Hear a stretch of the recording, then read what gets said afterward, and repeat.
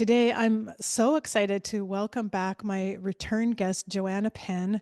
Joanna writes nonfiction for authors and is an award-winning New York Times and USA Today best-selling author of thrillers, dark fantasy, and memoir as J.F. Penn.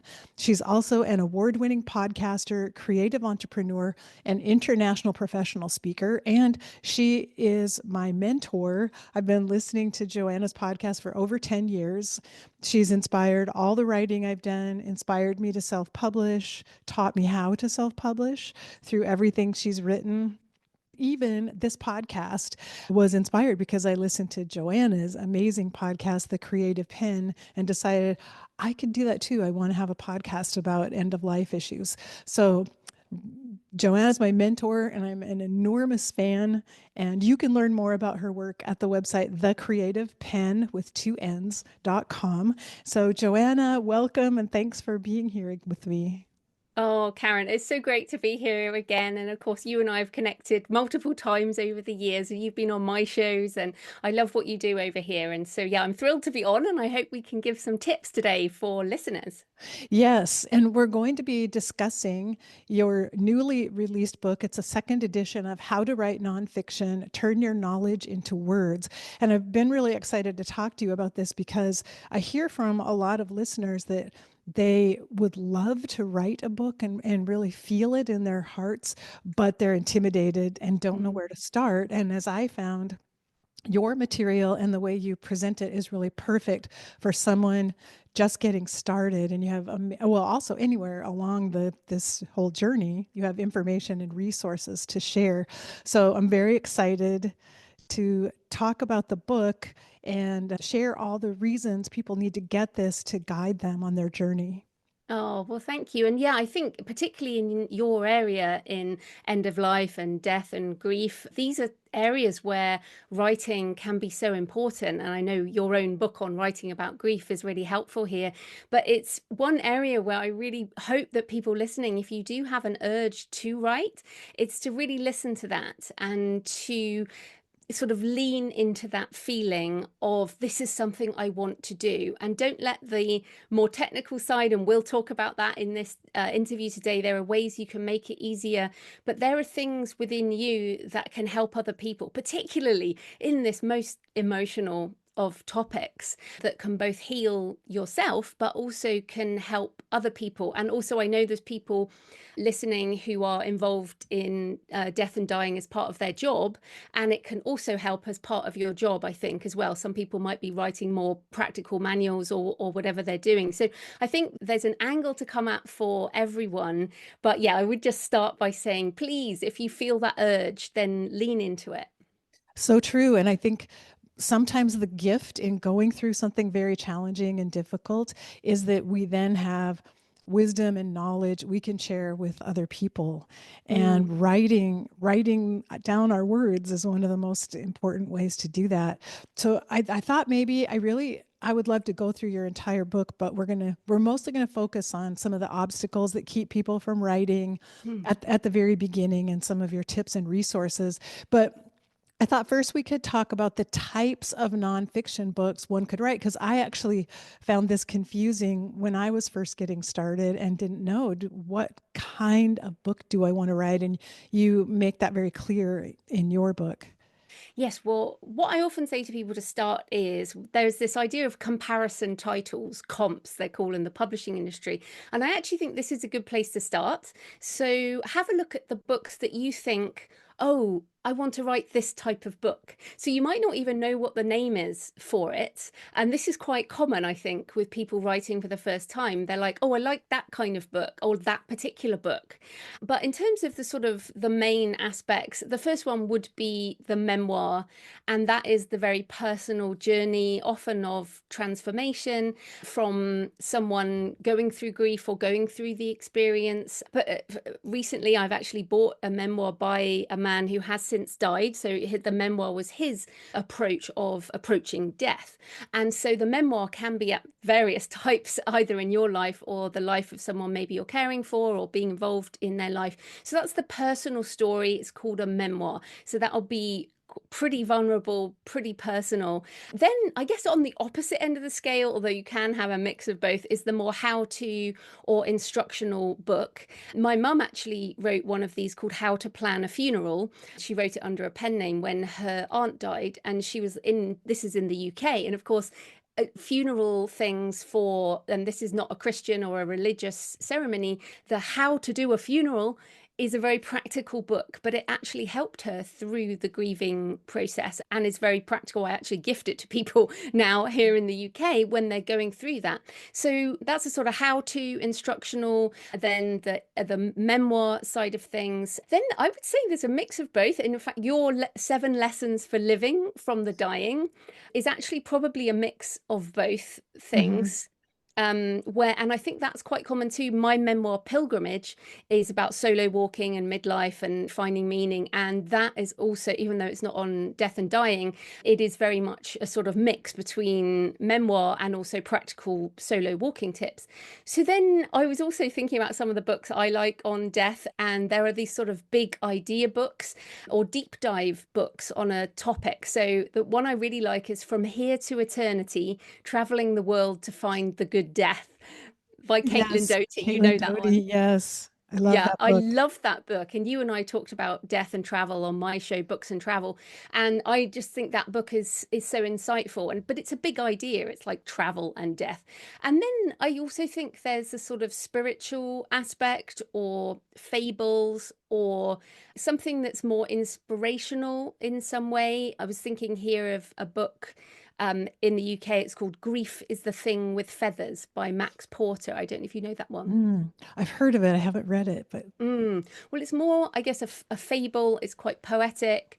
And then, of course, there's more of a collective work where maybe, like you in hospice care, you get a selection of essays from different people and you present that in a book where there's different voices from different people. But again, I think what's important for people is don't be obsessed with, oh, it must be exactly like this, because I feel like perhaps also with death and dying, that aspects can come out differently. So again, one of your books, Stories from the Dark Night, which is about writing, and we're going to talk about that on my show as well, is that you have both bits of poetry that you didn't necessarily publish as a book of poetry, but they illuminate aspects of your journey, as well as including more writing prompts and more essay stuff and more stories, so it can be what it is. And so I'd like to sort of offer that to people. And often you have to start the writing process to figure out what the hell you're writing. So I guess maybe I'll ask you back, how, because you've written quite a lot of different types of things, how did you figure out what you were writing, or did you just let it be? I think the first book I wrote was the 7 lessons for living from the dying. And I had no idea, I didn't even know about different types or genres or anything. I just started writing, and all I knew is I have all these stories in my head. And I have all these lessons that I've learned from patients that go along with the stories. And I didn't know that I was writing, basically, I think it's narrative nonfiction, where you tell Mm, the story that supports the message you're trying to get across. I just did it. I just wrote it without knowing what I was writing. But both of those things were trying to come out of me at the same time, the stories and then the lessons as mm. well. So I fumbled my way through that book basically when I wrote it, but then I started learning things later and realized, oh, it would have been so much easier if I understood before I wrote what type of book I was writing. Mm. Well, I did want to actually comment on this early on, because I feel like one of the things that gets in the way is that people feel like there's all this stuff, and the actual typing or the handwriting can even get in the way of the process of turning what's inside into something. And I was going to suggest dictation is a very powerful thing, especially now with AI transcription, which can be very, very fast. So, for example, otter.ai is a great service. You can upload an MP3 file, or you can have the app on your phone. You can just talk into it, or I even just use email sometimes. I send an email to myself and I dictate into. I think people are a lot more used to that now. So, what I'd also suggest to people is it may help you if you don't feel the desire to sit there and journal, or you don't want to type and it's too slow. Sometimes it's too slow, or you're trying to get exactly the right words out.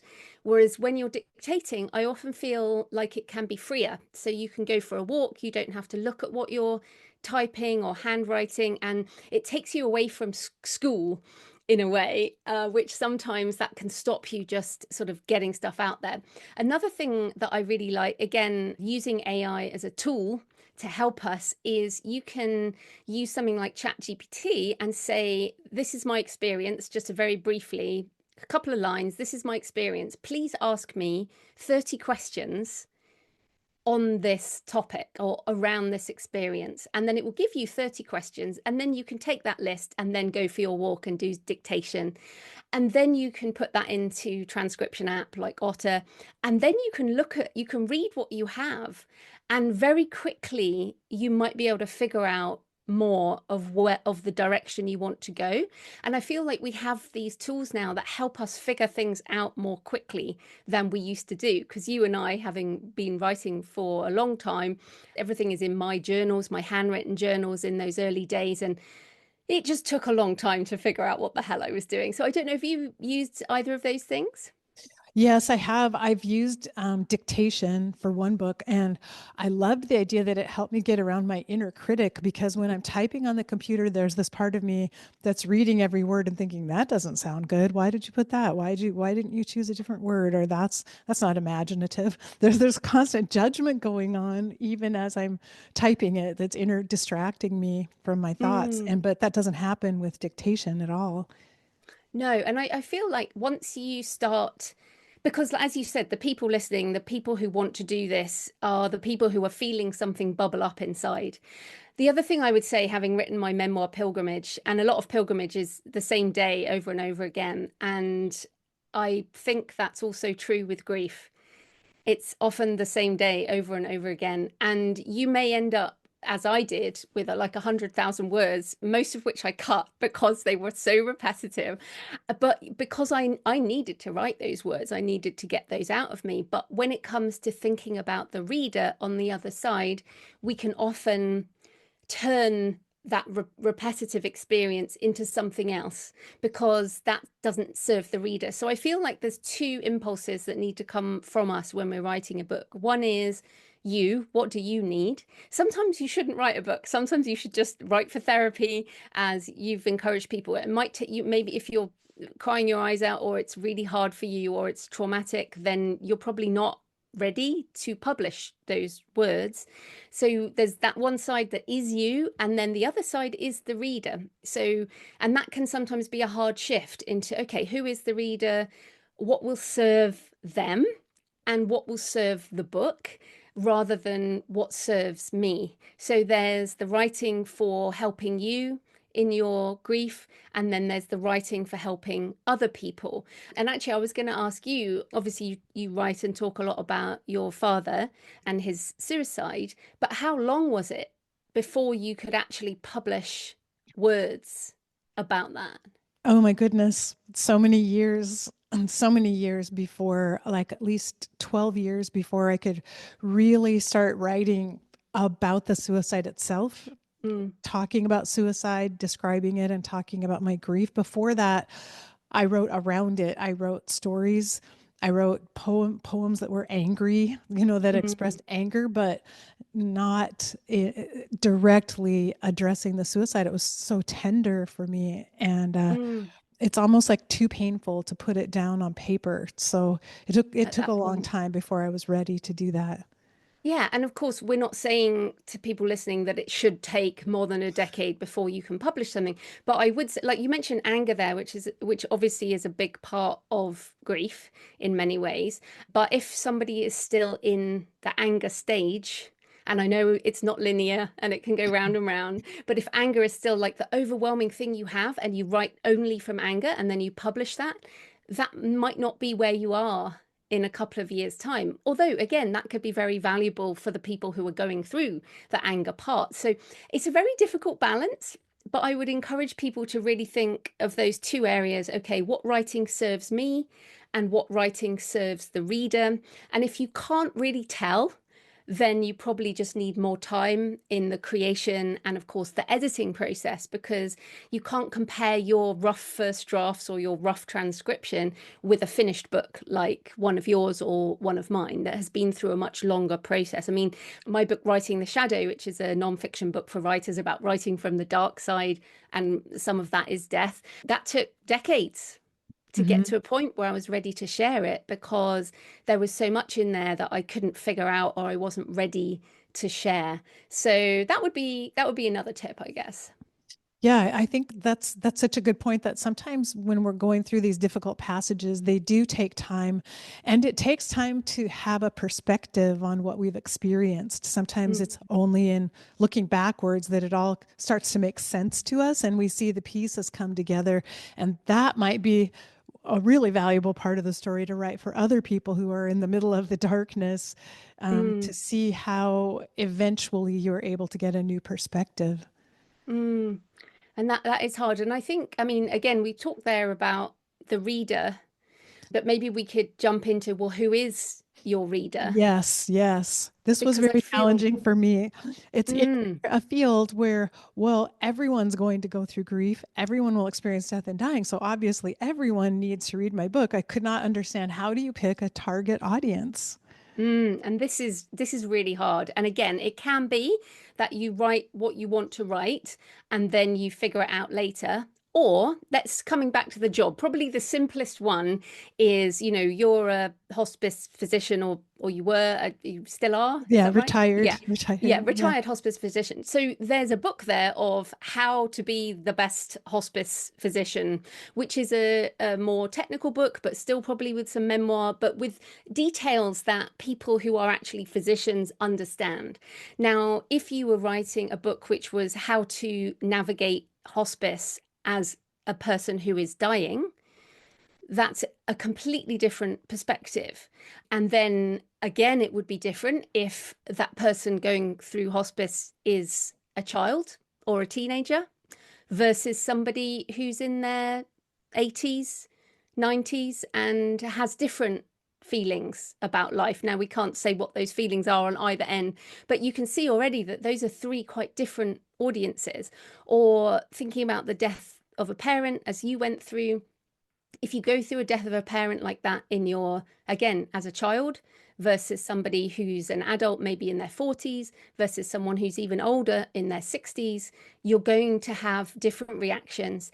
And so this is where I think often we are writing for us. Hmm. So my book Pilgrimage partially has a lot to do with menopause and actual grieving for the woman I was. And the word grief is obviously difficult, but that, when I was thinking about who's the target for this book, then one of the targets ended up being women going through menopause who want to change their lives, which is quite a common grouping, as you know. But this idea of who are you writing for, again, is often us at that particular moment. And although I hate demographics in a way, like demographics being, is it a man or a woman, or transgender, or however you like, or an age group or a race or a country, sometimes those things do make sense.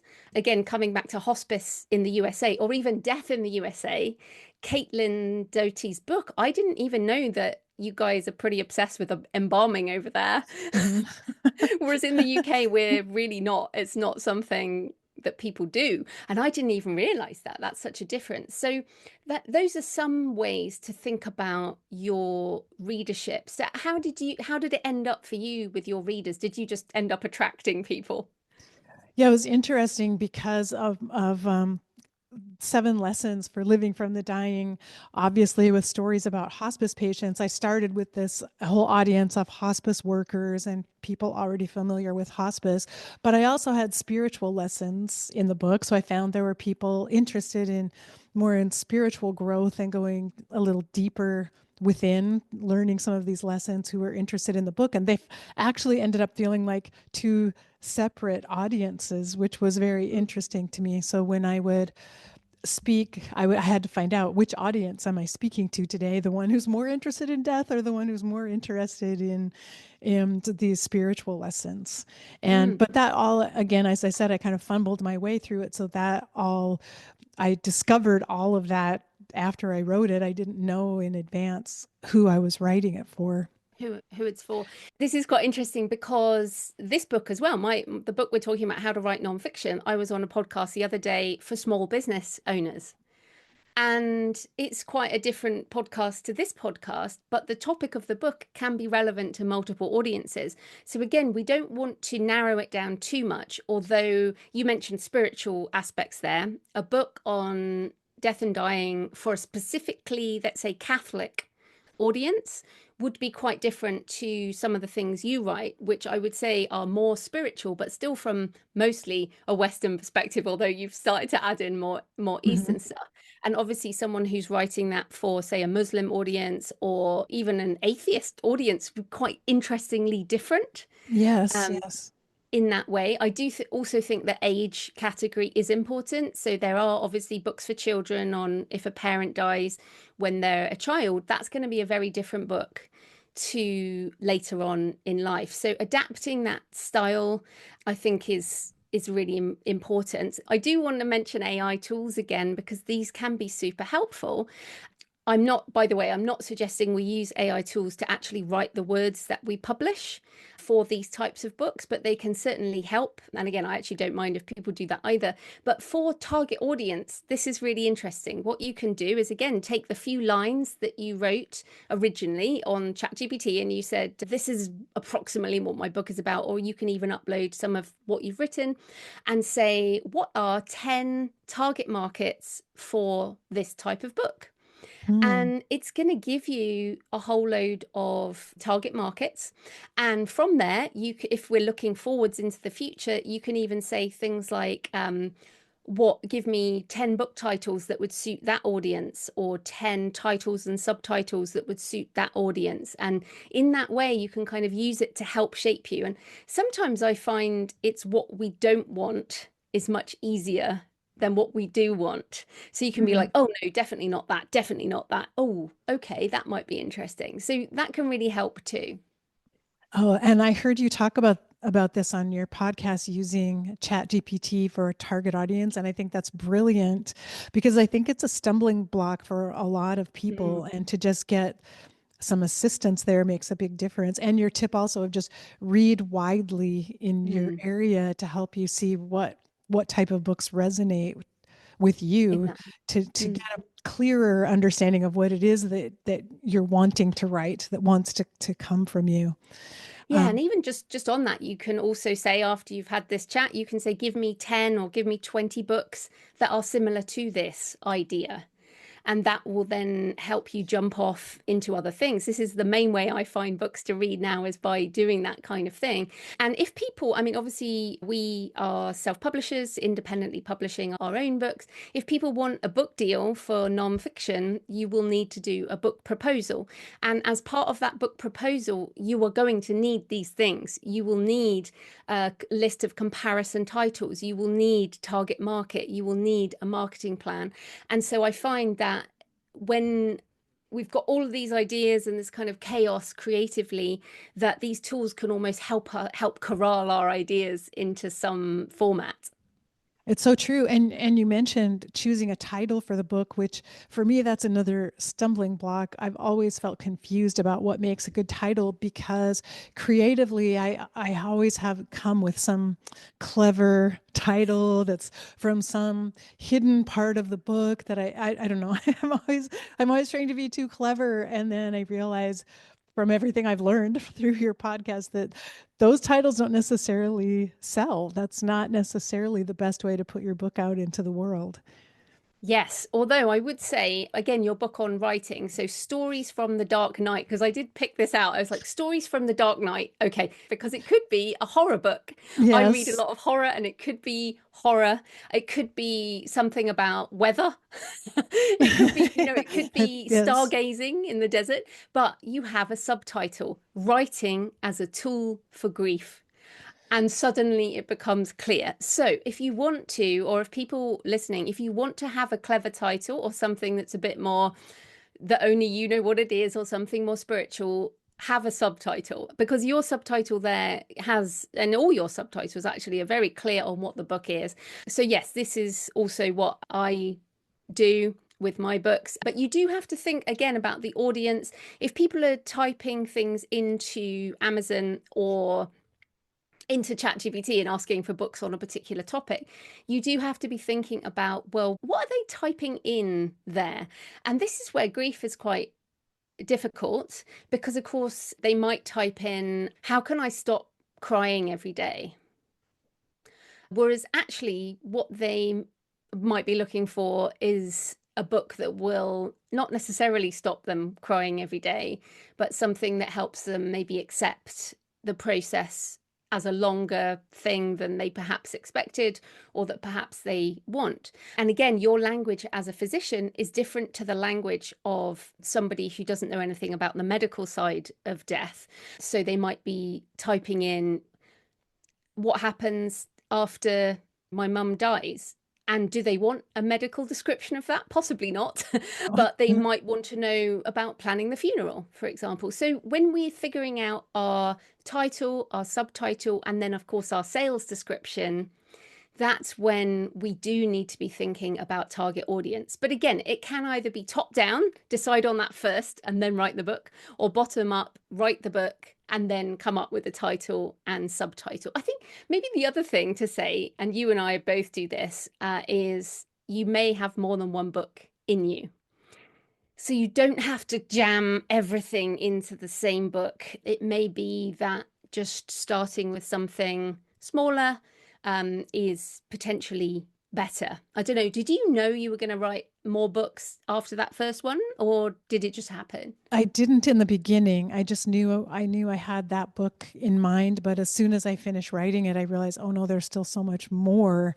I will have to write more books. I was kind of disappointed, like, oh no, I now have to keep writing. I have to keep doing this now because because there's so much, there's more that I need to write about.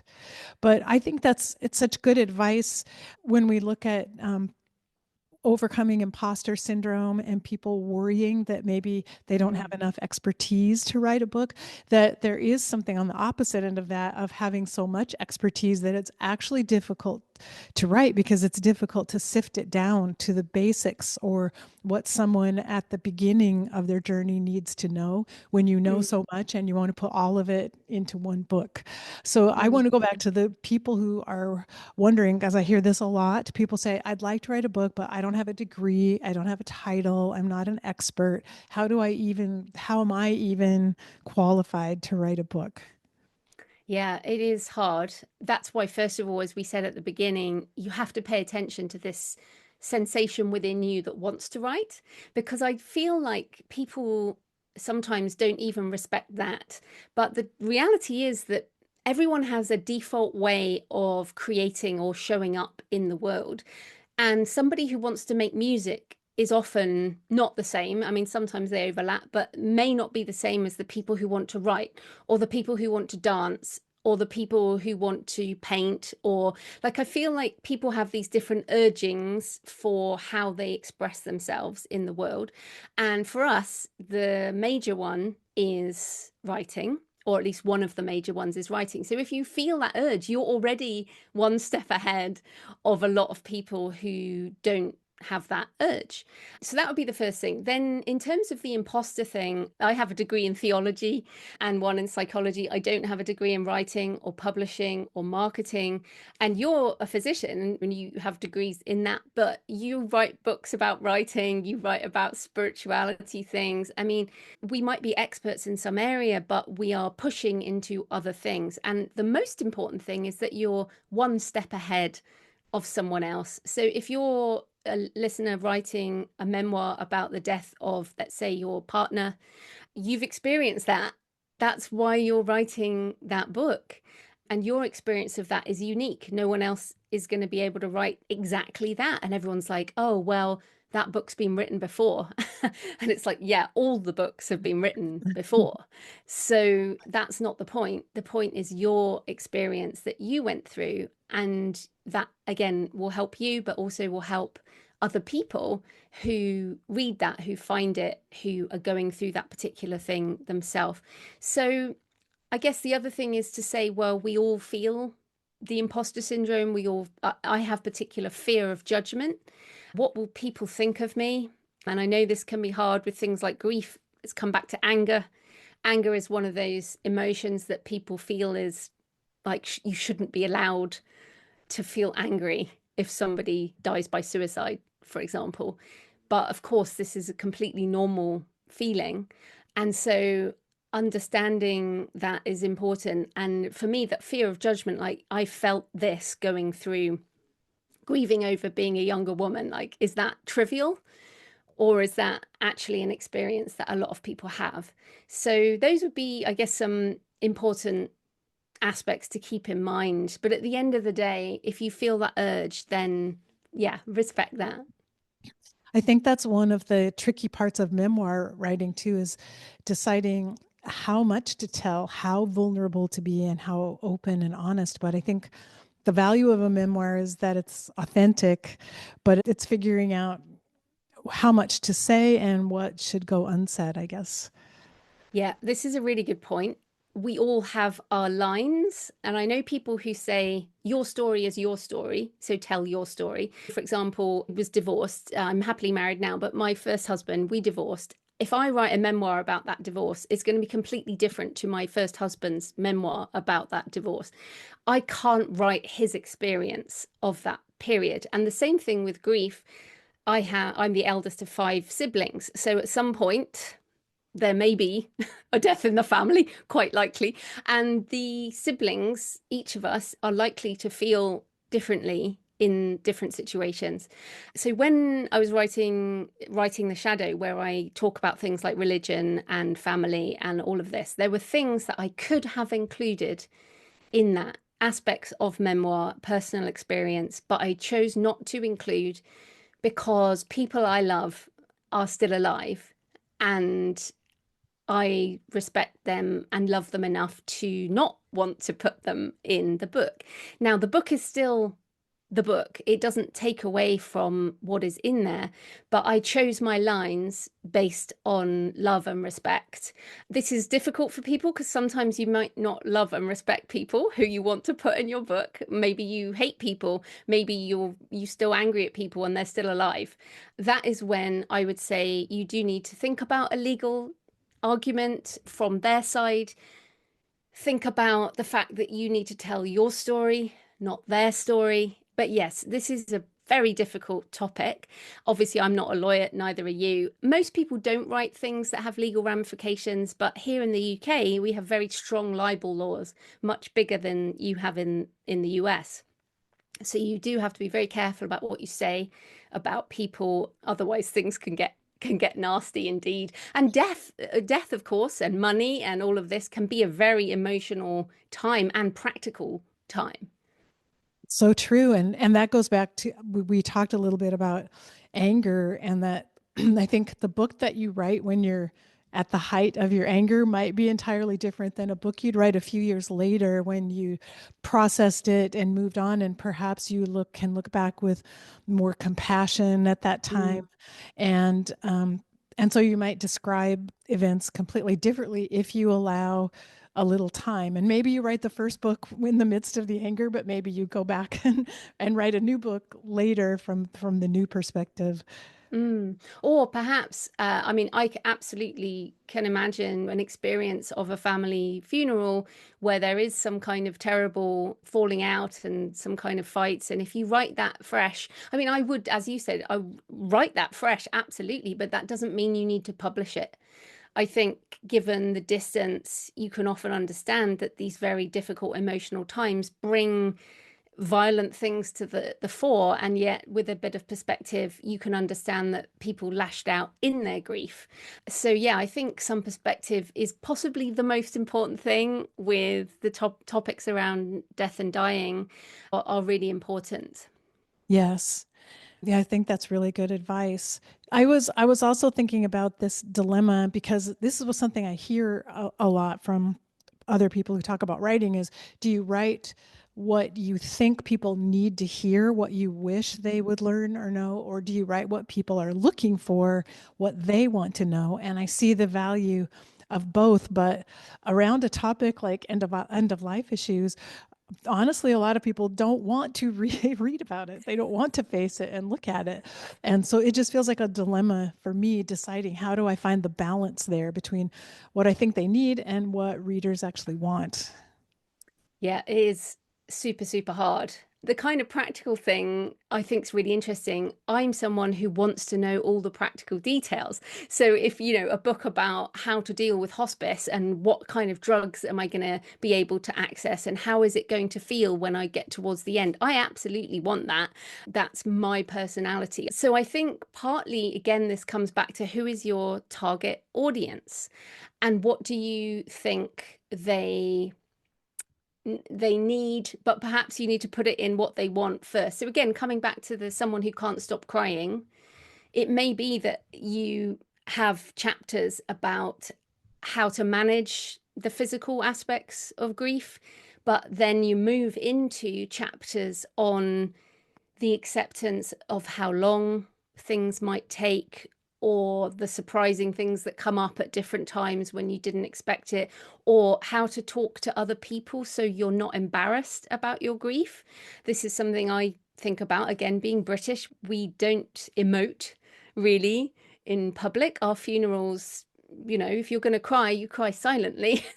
There's no big outpourings of emotion. And I have a friend who's Irish, and she's like, "Yeah, if I die first, you're gonna come to my funeral, my wake, and you're gonna scream and join in." I'm like, "No, I'm not, because I'm British. That is not what we do." And so this kind of, well, how do we help a person where they are, but perhaps take them towards what they really need? You can do within one book. It can be difficult, but again, perhaps this is where you need to consider who that market is. Mm. But even if we look at your book, How to Write Nonfiction, you start with some of the most common questions people really have around writing, and you get into things that people don't even know they need to know about around publishing and marketing and promoting a book. You get into those topics, but you also cover all the things that people are curious about and want to know about right up front. So that really makes sense. You start with what people want, and then you also give them what they need, and they don't even know that they need it yet. Yeah, and sometimes they won't need all of it. So it's interesting. In the second edition, one of the biggest changes was moving the publishing and the business side, kind of changing that up a bit. But as you do at your website, you have courses as well as the podcast, you've got the books, and you can have more than just a book. And so I guess this is another thing for people to consider. You're taking the book off the page when you're doing something like a podcast or a course. So maybe some of what you want to do. So we talked about one of the types of books, me being essays, for example, from people who work in hospice care or people whose father died or people who are related to people who died by suicide, some kind of thematic thing there. Perhaps a podcast is a better way to deliver some of that. And then later on, you could move that into a book. So your podcast has a lot more reach, probably, Mhm. than your books. And this is something I've discovered as a podcaster at the Creative Penn is my podcast has been downloaded far more times than my books have been sold. And this is very interesting. So we can change people's lives and we can impact them through other things than a book. And it may be that that is a way to do it. If people listening are like, oh, well, maybe I could do that instead. I don't know what is easier for someone to do, but you can touch people in these different ways. That's so true. And as I mentioned, your podcast is the first podcast I ever listened to. When I first discovered podcasting, it was you. And I listened to you every day on my walks, all your back episodes, and learned so much from it. And that's what helped me realize, wow, podcasting is unique because in a conversation, you can cover a lot of topics that you may not really want to write about, but Mm. you can touch on so many different areas, and it does have such a broad appeal and reach to listeners. Because, of course, at the end of the day, you're Karen Wyatt, you're who you are, and you have your perspective. But the people you talk to on this show all have different perspectives, and they can bring that to the listener. And so, yeah, I think it's so important. I'm so glad you started this show, and considering you're still going, you must feel that it also helps you and also helps the listeners. So you still find it worthwhile, I guess. Yes, definitely. And I will say during the COVID lockdown, it was such a Mm. great way. I still felt like I have a whole community. I'm in touch with all these people. I do interviews every week. I connect with people, and it has been so helpful to me, even during other times of illness or times of being feeling lonely. I mean, having the podcast, it's just such a value to me personally. And then the feedback that I get that people are listening and that it's been helpful to them, that that just completes the whole picture and makes it also worthwhile. Yeah, and it also brings up the aspect of voice, actual voice, because we're actually speaking. But with our writing, people have different author voices. And often that's quite a misunderstood term. And yet, if you listen to podcasts, as people are listening to this, they can hear the difference in the way we speak. And it's not just the accent, it's just a sense of who we are. And so when you're writing your book, listeners, when you do that, don't get rid of that. Obviously, you make your sentences better than what we do when we have a conversation, which is not in proper sentences.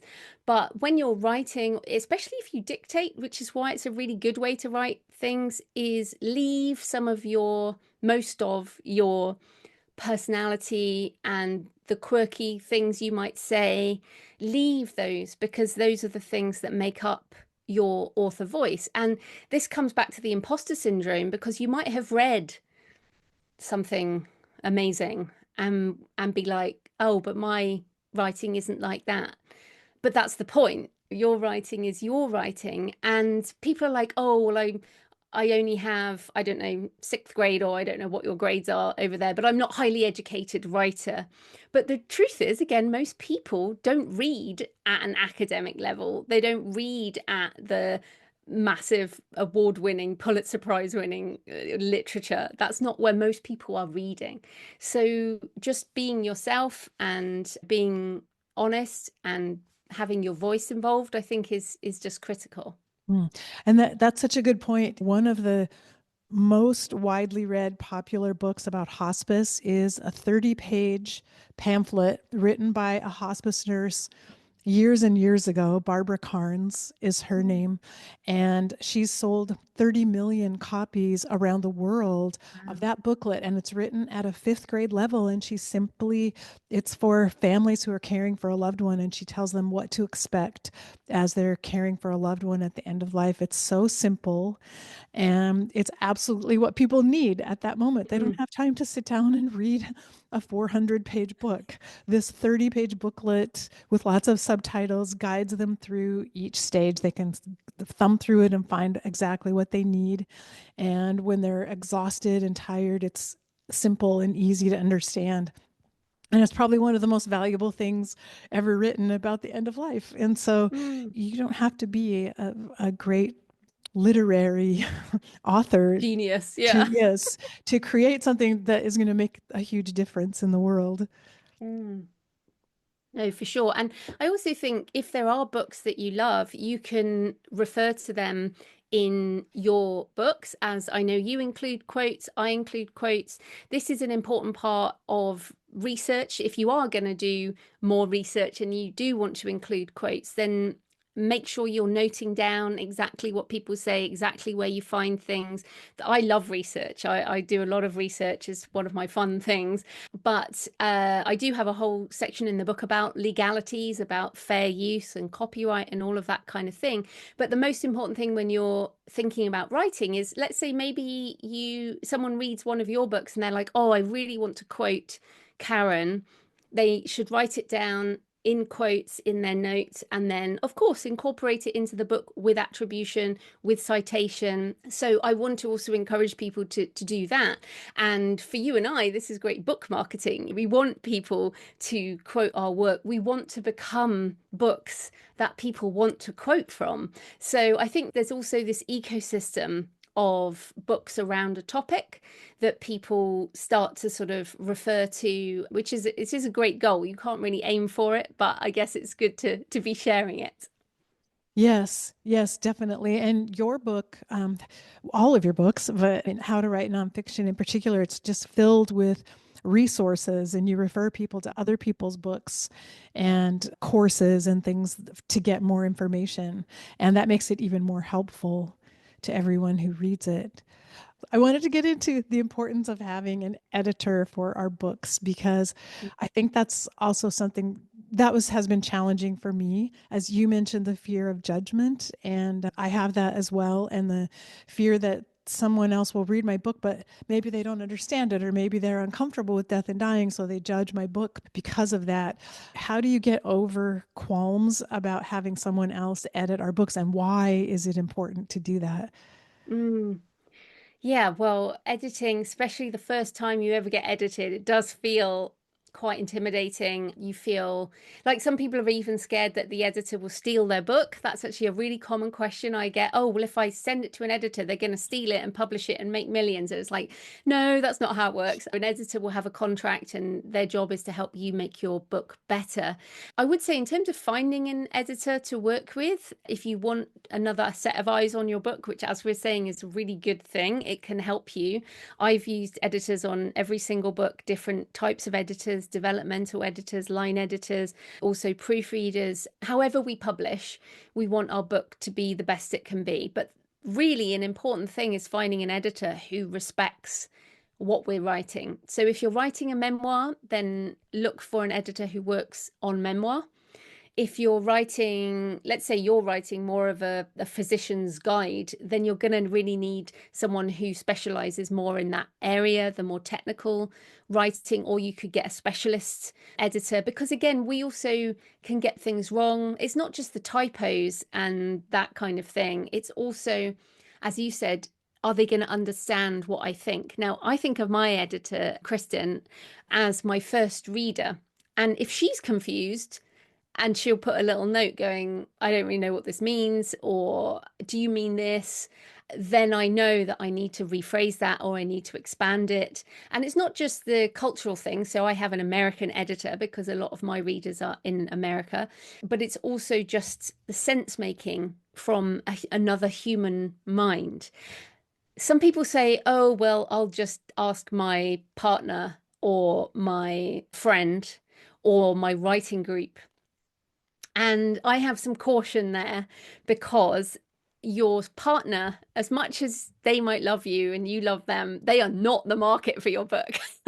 However much you might think they are, like mostly our partners and our family are never going to read our books. Like they just not interested, and that can be very, very hard to cope with. But what you want is someone who does appreciate the genre and who can help you make the book it can be. Now, depending on the type of edit you have, let's say it's a developmental edit, it would be a sort of report on how to improve that book.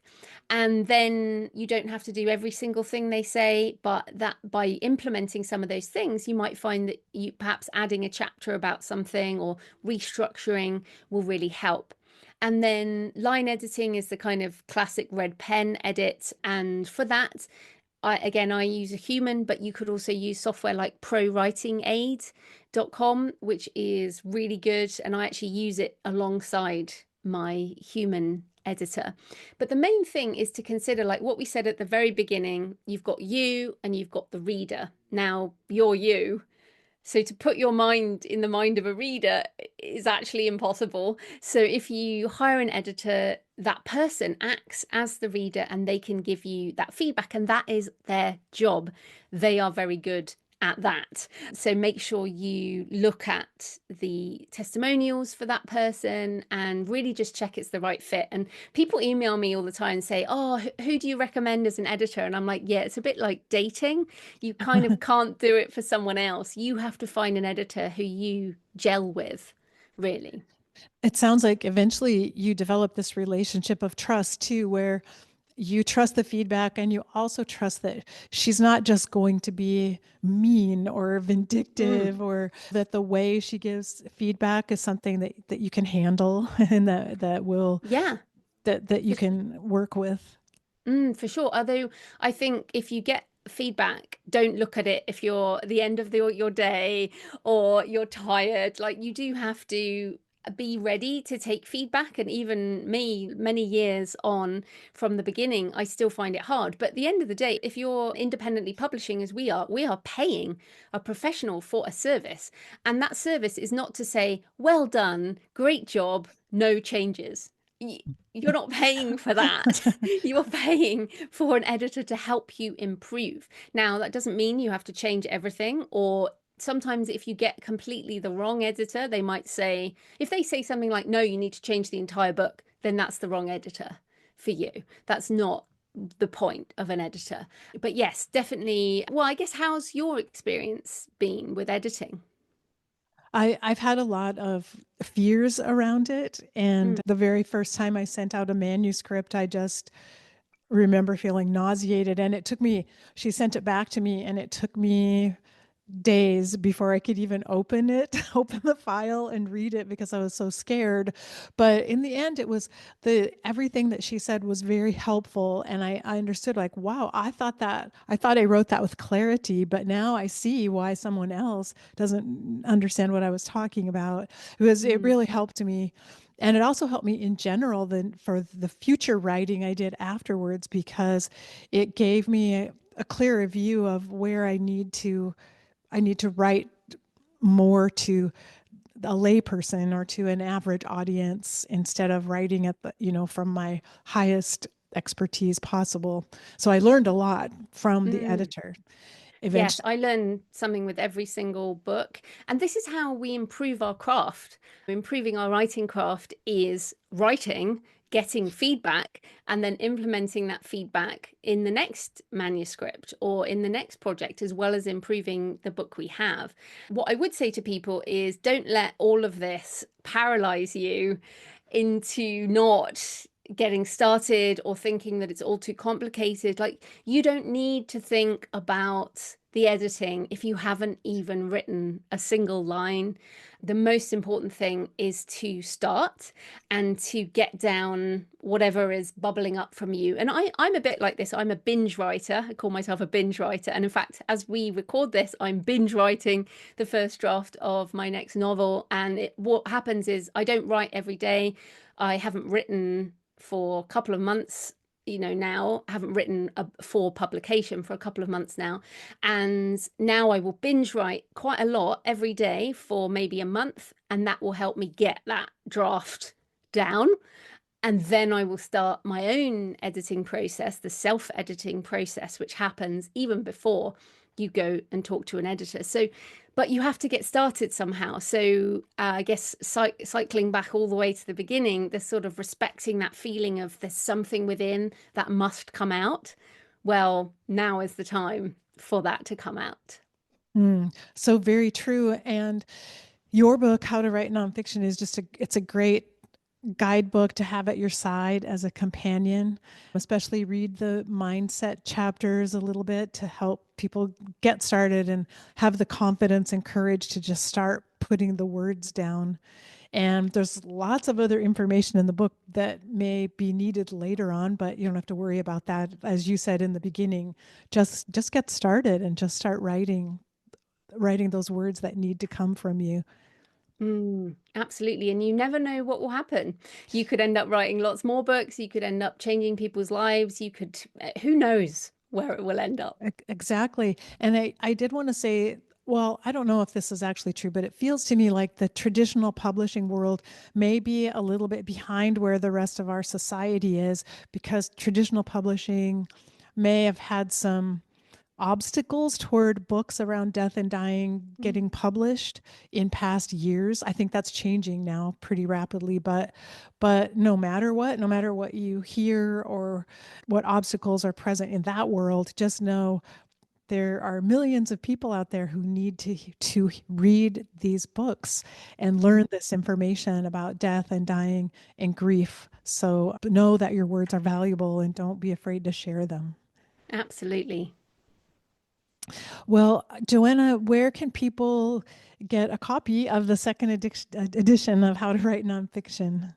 Yeah, well, it is everywhere. It should be on whichever platform people like to buy from in every format. I narrate the audiobook, so if you prefer audio, it's in audio.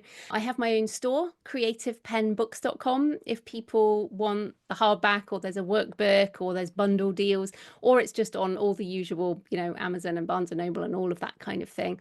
And if people want to learn more about writing, I also have a podcast, the Creative Penn podcast, as we mentioned, Penn with a double N. And that's probably the best place if you want to come in and listen to some more conversations. Yes, and yes, you can binge that if you're going on a long trip somewhere. That's a great podcast. You just turn it on. You can binge through episode after episode because you're up to how many?